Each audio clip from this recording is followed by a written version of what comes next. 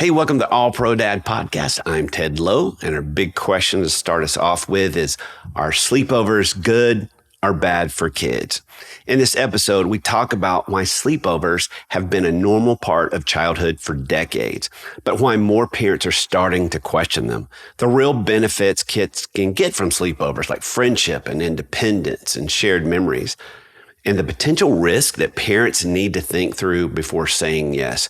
I'm joined today by BJ Foster and Bobby Lewis, and we're digging into how dads can intentionally think about sleepovers, not from fear, but from wisdom. If you've ever wondered whether sleepovers are a harmless rite of passage or something you should be more cautious about, this conversation is for you. Let's get into it. Okay, guys, here's our big question of the week. Are sleepovers good or bad for kids? Did you guys have sleepovers when you were growing up? Yes, all the time. When I was little, we had a couple families that were very close, and we would spend New Year's Eves together, and we'd go down to the Jersey Shore together. So shout out to the Matthiases and Langans. I just remember being in this big room and we'd all have sleeping bags and it was just a blast. I remember that as far back as I can go, from age 3 kind of on, but the parents were all still in the house for that one.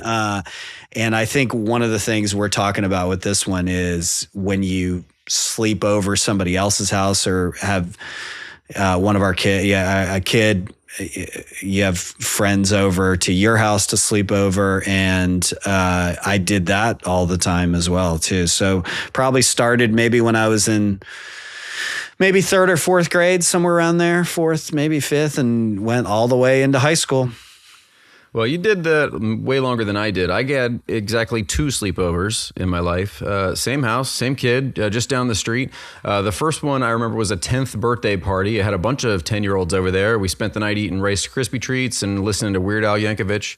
And then one of the kids went through a glass table in the middle of the night and sliced his hand open. And we didn't want to wake up the parents. So there's a bunch of kids crowded in the bathroom picking glass out of someone's hand. We were bad surgeons in 4th grade, that's for sure.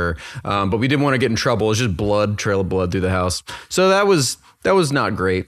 And then my mom's like, maybe not a group sleepover, maybe just one-on-one. So the next time I went down to the same guy's house, had a sleepover, and the next day I came home and she caught me looking through the dictionary and she's like, what are you doing? I was like, I'm looking up what condom is. I found this in a bedroom. And I was like, and she's like, what in the world is happening? I was like 10 years old. So we went into the older brother's room. This is the youngest kid. And so the older brother was 8 years older or something. And so we went in, we found this box of condoms. Like, what the heck is this? I'm 10 years old. And I came home and my parents were mortified. You're like, what is happening? I'm like, I don't know. We were bored. We just went wandering around the house in the middle of the night looking for something to do. And we found a box that I didn't know what this was. So I learned after that. And my dad pulled me aside and said, son, it's time to have a very serious talk. I was like 9 or 10 years old. I was like, okay. And so we didn't do any sleepovers after that. It was 0 for 2. Oh, well, Bobby, you say Rice Krispie treats and Weird Al Yankovic. Those were the safest things that happened at the sleepovers. Okay, that and the cut hand's a big deal. Sleepovers were a huge part of my growing up in the 80s. There was already less supervision back then, than now. That's true. But when I look back at sleepovers, they're pretty harmless in elementary school, which we started them in elementary school. But by middle school, you guys, it's where I took my first drink. It's where I saw pornography for the first time. It's where we tried tobacco for the first time. We snuck out a car, and we were young. This is when we met up with girls. I mean, it was all the things that just having a little bit of space and a little bit of assumed safety because you're at some parent's house. And that was the ironic part. I was not hanging out with the quote unquote bad kids. These were good families in a small town that everybody trusted. My house was one of them. And the things that happened in those good homes and good families were not okay. And so I just think sleepovers are something that we need to really think through before telling our kids yes to. Do you guys have sleepovers now at your house, now that I've scared you to death and you have to answer? Yeah, we do. We've had a bunch of kids spend the night for kids' birthday parties. And our kids have gone over to their friends' houses. In fact, my daughter went to a sleepover last week, about 2 weeks ago, just with a couple of her friends. And yeah, so yeah, I still do. Yeah, we don't do them very rarely. We don't have a glass table in our house, so I feel like it's okay to host if we wanted to.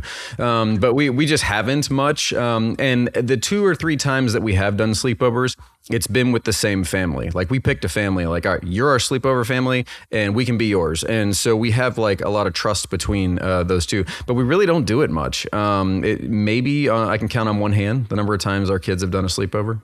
You know what was really odd, you guys, when I was prepping for this episode, was despite the fact that I had all of those experiences growing up about sleepovers, I don't think I had enough caution when it came to sleepovers when I was saying yes or no to my kids, because I think on some level I thought it would be like saying, hey, kids, you're not allowed to go to birthday parties.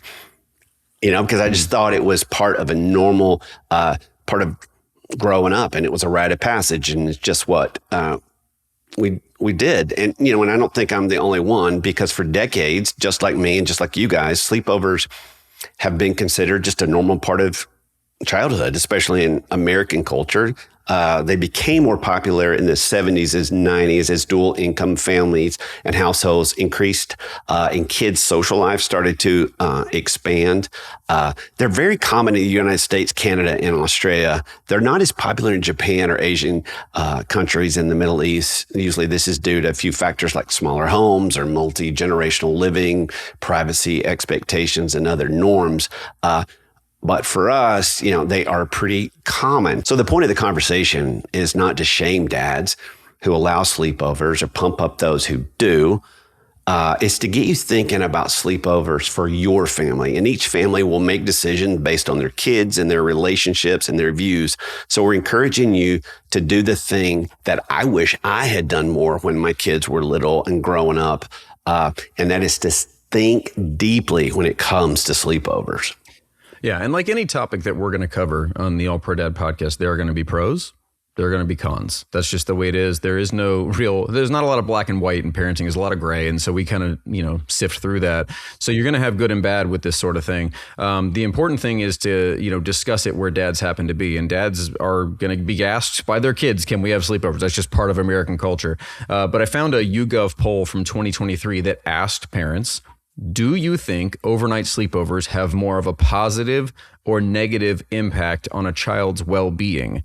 And I was surprised by the answer. 53% said positive, only 12% negative. And in between, some kind of I'm not sure was the answer. So sleepovers have a favorable view. We've all got stories. We've all got, experiences going to sleepovers. But for the majority of people, they said, yeah, sleepovers are good. So what are some of those good things that can happen as a result of sleepovers? Well, I think one of the things that dads can think of is good. Some people see that, it builds deeper friendships, and those great memories, or it's a chance for them to have unstructured time. And I think that we've talked about that on the podcast being a positive thing. I think it's good for kids to build confidence that they don't have to be with us all the time is a view for a lot of people. So I think for some people, they see that as a positive of sleepovers. I think maybe convenience, the chance you can drop your kid off and it's a little easier on the parent schedule, that they don't have to go drop them off and then an hour or two later go pick them up. It's you kind of have the entire night. And I think also just inclusion kind of for the kids, like, you kind of don't want to be the only kid not allowed to go. And so to be included and to experience kind of what everybody else is, kind of goes back into the bonding thing that I think Ted is talking about a little bit. Yeah, I also think it keeps the fun going. Like on the weekends, my son will play hockey games, and every weekend after the game, I overhear a kid saying, "Can we go sleep over at so and so's house?" Like the fun doesn't have to stop in a kid's mind. They just want it to keep going forever and ever. And if they think sleepovers are fun, why would they not want to do it? They want to keep that fun going, and so that's another positive of having sleepovers. Well, yes, sleepovers are they're very common, and it can feel very extreme not to join in. But I think the tension is just because something is common doesn't mean it's wise in every situation. Absolutely. I did find more information from YouGov research that said 60% of people polled attended at least one sleepover growing up. So majority of parents have done it, and now their kids are asking them to do it. But in the past 10 to 15 years or so, more parents have started questioning the idea of sleepovers, primarily because of safety concerns and just lack of supervision. Maybe they're hearkening back to those memories like, oh, I remember when I went and mom and dad, they went to bed at 9 o'clock and we had free reign of the house. Maybe they're now thinking, oh, we're switching roles. Is this a good thing? YouGov also found that parents worry about a lack of supervision along with situations for bullying, abuse. The one that I hadn't thought about, but my wife brought up was potential gun access in homes and then pressure to, try drugs, try alcohol, that sort of stuff.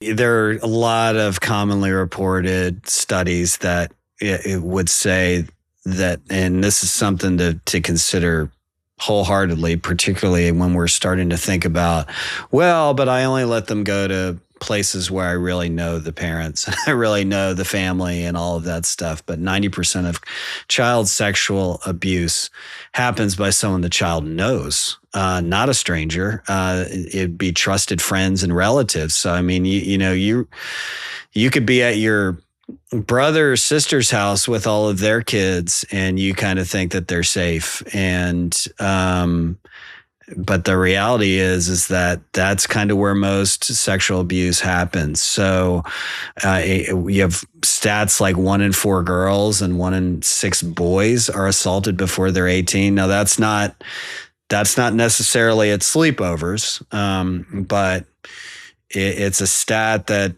makes you kind of think, okay, what am I sending my kids into? Are they truly safe? We can't know that for sure. So it makes sleepovers kind of, when you think through them, that's kind of a complicated deal because you're never fully in control of what the environment they're walking into. And, so that doesn't mean that it's going to happen. It doesn't even mean that it's likely going to happen, but it's a possibility. Well, I'll tell you the stat that really stuck out to me, and what many parents don't realize is that a significant portion of abuse involving children is committed by other children or teenagers. The research from the Crimes Against Children Research Center at the University of New Hampshire found that more than 1/3 of those sexually abused children are juveniles. I think the other thing that we have to think about is pornography. We don't have a big national study that says sleepovers cause pornography viewing or sleepovers are directly linked to sexual assault. But we do know that most abuse happens, like you said, BJ, with someone the child already knows, and that kids with phones are accessing explicit content at very young ages. So if phones are out without supervision at a sleepover, that's the environment where those known risks are more likely to happen. And we've had this happen to a friend of ours. And again, I'm not trying to scare dads, but this is the thing, happened to a good kid from a good family at another home that was good family with supposedly good kids. So I'm just saying we've got to be aware. I watched a video from a husband and a wife. They do a podcast together, and the husband was like adamant. He's like, my daughter will never do sleepovers. We've seen the statistics. We know that this sort of stuff happens all the time. She'll never, ever go. Which is fine. That's a perfectly good, opinion. But then what the mom said caught me off guard. She said, you're almost guaranteeing something will happen. That's not what we're saying. We're not guaranteeing anything bad is going to happen at sleepovers. What we're saying is the environment's there. So you have to be very, very intentional about thinking through how you want this to look for your family. Because like you said, we've cited it multiple times, and we should say it again. most of the time abuse happens by someone that you know. If I had to do it all over again, I think sleepovers would have been something that I would have been much more discerning about. I was discerning for my daughters. Hey, is there a boy in the house? Is there older brother? Way more discerning for them. But I would have increased my discernment with my boys. We're finding out now that our kids are older and they seem to enjoy sharing these stories with things that they got by with. And one of the things, or all the things that they got by with at a family that we thought had the same values as we did. And we find out that they did not have the same values that we did. And they did sleepovers quite often. Boy, I just feel like, and this is just my personal opinion, I think we've got to be really discerning about it. I mean, I think you want to be discerning about it, but I think the biggest danger is sending them into this without any kind of preparation at all. A lot of times we just kind of think, oh, fun, go have a great time. You've got to prepare your kids. I would prepare my kids going into this in the same way that I would prepare them about riding their bike around the neighborhood without me. I would get them ready for all of the potential dangers. And it wouldn't be just one conversation. It would be multiple conversations of, okay, number one, it's okay. I'm prepped in that this is not only a family that I trust, that I'm close with, but that we have open communication, not only just have the same values, but we have open communication, even that night, just kind of, how's everything going? How's it, what's happening? How's this going to take place? Are there older brothers there? And what does that look like? And do the parents over there share the same thoughts in terms of an older brother being there and what that looks like? But then also having conversations with my kids about, okay, it's inappropriate for someone to touch you in certain areas, and using the right body part names to talk about that kind of thing. We ought to be having those conversations, whether they're going to sleepovers or not. What's appropriate in terms of what you see? Are there other kids over there that are going to have phones? Do their parents let them have phones from an early age on? And what you might be exposed to, talking to my kids about that, and what's appropriate and what's not. My first exposure to pornography was at a friend's house, but not at a sleepover. So it can happen that type of stuff can happen all the time. I talked to an expert who speaks to high school kids about pornography, and he said the number one and the number two places that kids see pornography for the first time is at sleepovers, but it's also on the bus. And so, but that's the thing. It's like, okay, well, then we should never let our kids ride the bus anymore. So we can kind of hold our kids back from some of these experiences, or we can try to prepare them for, okay, when you see this, I want you to communicate with me. This is what this can cause. Your friends start showing you some of these images. And let me tell you from my own experience, this is a weight you don't want to carry. And, or just even like when we have a sleepover with my son and his friends, our daughter spends the night in our room. Or if my daughter has friends over, my son spends the night in our room. We don't allow that. And so some of it, I think, is, okay, who are you letting them go spend the night with? But then there's this, okay, are they prepped to go? Are they prepared to go? And are we going to be communicating throughout the process? That's great. BJ, that's just a great principle across the board, right? Yeah. And I always love that you always bring that to the table is about preparing our kids. I'm glad you pointed that out. Yeah, communication is key. One thing that we've done with our kids, not just for sleepovers, but for any interaction away from us, we give them a code word. You've got a code word. If you call us, if you text us, if we call to check in with mom or dad, who you're hanging out with or whatever, and we speak to you and you use the code word, which is very innocuous. Nobody would ever know what this word was. It would be very easy to just drop it into conversation. But if I hear that word, I'm coming to get you. And it's something that they know we're not going to leave you in an unsafe environment. Whether it's unsafe or not, you feel unsafe, you say this code word, we're coming to get you. And it will be very, very plain. It won't sound like, it's not like jackhammer or something that you can't work into conversation. It's a very plain word that we've discussed, and they know Dad's not leaving you when you're scared, or when you feel threatened, or when you don't feel safe. And so I think that's something that we can work into this sleepover conversation. Hey, we're going to let you go. We believe in you. We've prepared you. We trust this family. But if I hear that word, I'll be there in 5 minutes. And I think that's a safety net kids can feel. That's great, Bobby. We've always done the same thing with our kids, because kids can get stuck in a situation they want to get out of, but they don't want the peer pressure of what it means, that escape. Yeah. So we always told our kids, I'm fine with being the bad guy. I'm totally fine with being the scapegoat. Blame it on me. Absolutely. I'll be the bad guy with your friends. That's what we told our kids. Throw us completely under the bus. You can be mean to us on the phone when you call us for us to come get you using the code word. Just say, unbelievable. I can't believe you're making me come home. I go, well, let's lie in the name of Jesus at that point. You do whatever you need to do, and I will come and save you. But yeah, I think that's true. And removing the pressure of what my friends are going to think of me if I get out of this unsafe situation.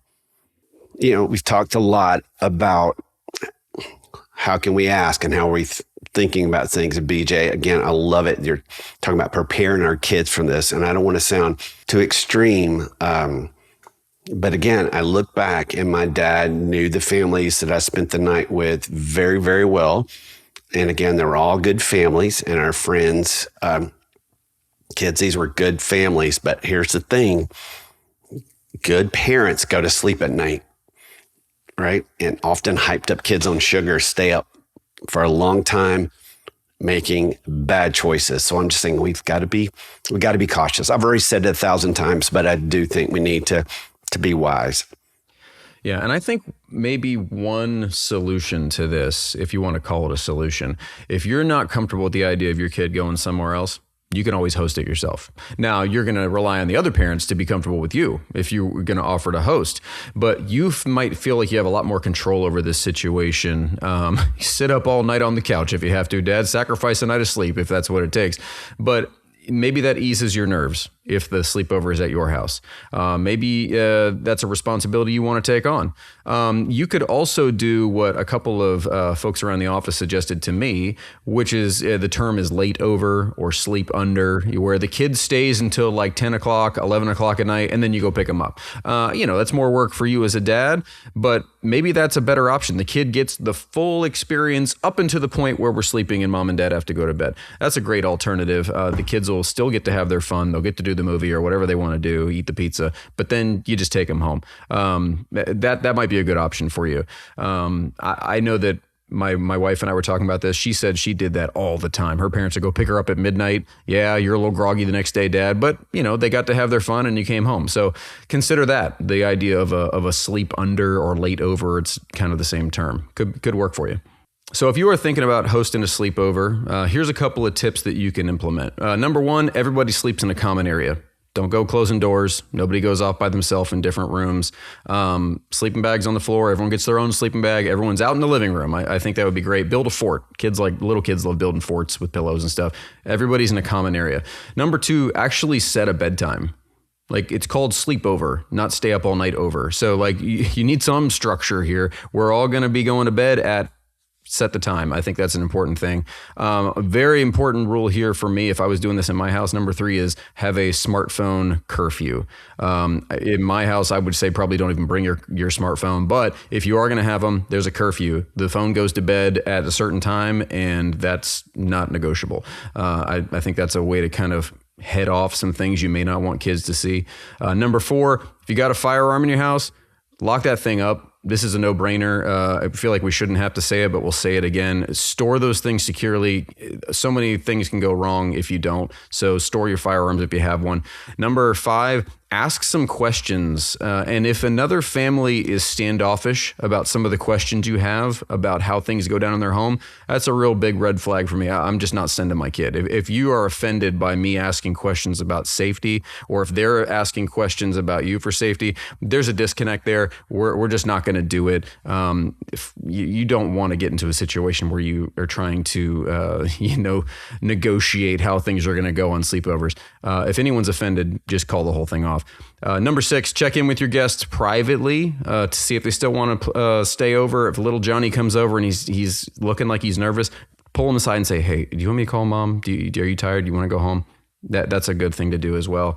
And then just remember, if you're going to host, you're probably not going to sleep all night. That's the way it's going to go. Just stay up, sacrifice a night of sleep. Everyone's going to be safe. Check in with the kids all the time. Even at 4 a.m. Do you still asleep? Good. 4:30, you still asleep? Good. It's just a good habit. I think this episode is one of those episodes that we didn't, as dads, didn't think about. So I'm glad that we're thinking about it on a deeper level. I think you guys have taught me a few things on this episode, BJ. I think just your point of preparing our kids regardless, I think that's important. I do think that there's situations where sleepovers can be okay, grandparents, maybe one set of friends.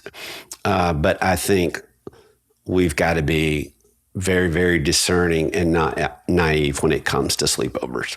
I think, yeah, for me, it kind of comes down to the situation and does it look like a good situation, and then preparing kids. And here's the reality. If you're going to let your kid go to a sleepover, you better be ready to have some difficult conversations about sexual abuse and pornography and all of that. And if you feel like your kid is too young to have those conversations, then I think they're too young for a sleepover and unprepared and unready. Yeah, and every dad's level of comfort is going to be different. Ted, yours is different than mine. BJ's, mine's different than yours. And whoever's listening to this or watching this, yours is going to be different than all three of us, and that's fine. The point of this is for you to think critically about this topic, because your kids are going to ask. They're going to ask, and you need to be prepared to have a really good answer for them when they do. Bobby, I think that is the perfect segue into our pro move of the week, and that is to make a pros and cons list for your family about sleepovers. Create rules for hosting for any future sleepovers. And if your wife has questions about sleepovers or wants to hear a woman's perspective on the topic, you can direct her to our Motherhood podcast, which is episode 76, and it talks all about sleepovers. We'll put the link to that in the show notes. Thank you again to BJ and Bobby for this great discussion. If you're listening to the podcast, did you know you can watch us on YouTube? Subscribe to the All Pro Dad YouTube channel today. There you're going to find thousands of hours of content to help you be the dad who loves well. And as always, we want to thank you for listening. We know that you and your kids will be glad that you did. Thanks again for listening to the All Pro Dad podcast. Behind every episode is our amazing team. Producer Haley Mawat, audio and video editor Buck Buchanan, and production coordinator Corey Walliff. All Pro Dad is the fatherhood program of the nonprofit Family First. Along with our motherhood program, iMom, we exist to help you love your family well. So remember, if you have more questions than answers, then you're probably in the right place. See you next time.